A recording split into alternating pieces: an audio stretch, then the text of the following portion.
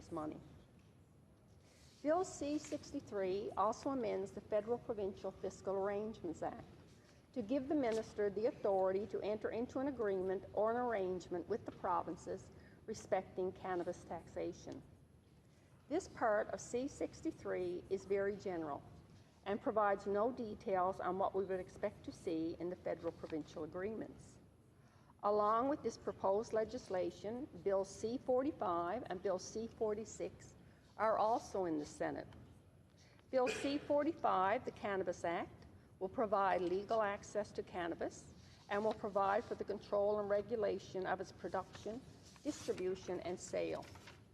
Bill C-46, which is a companion to Bill C-45, amends the existing provisions of the Criminal Code that deals with offenses and procedures relating to drug-impaired driving. During our hearings, we heard from several witnesses regarding the proposed cannabis taxation agreements. Representatives of a municipal government testified that they are already incurring costs, but until further details are released by the federal government, they are unable to estimate future costs. The Minister of Finance of the Government of Manitoba also testified. While provinces are aware that the legalization of marijuana will impose the bulk of the costs on the provincial government and their municipalities, they are unable to provide an estimate of these costs until further details are released by the federal government.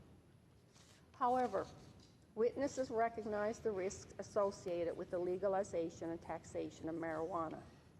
It is possible that the costs associated with the legalization of cannabis may exceed the revenues to be generated, or the cost-sharing arrangement with the federal government may not be enough for the provinces to cover their additional costs.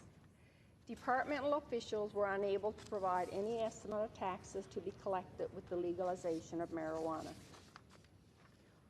I would have expected to have heard the federal government's plan on marijuana legalization indicating estimated revenues, including the tax on marijuana, future income taxes, licensing fees, and so on.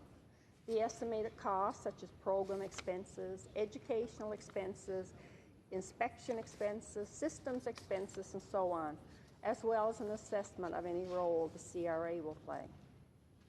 Member of Parliament Bill Blair earlier this year did indicate a possible tax revenue figure of almost $1 billion, while the CIBC World Market estimated that tax revenues could approach $6 billion annually.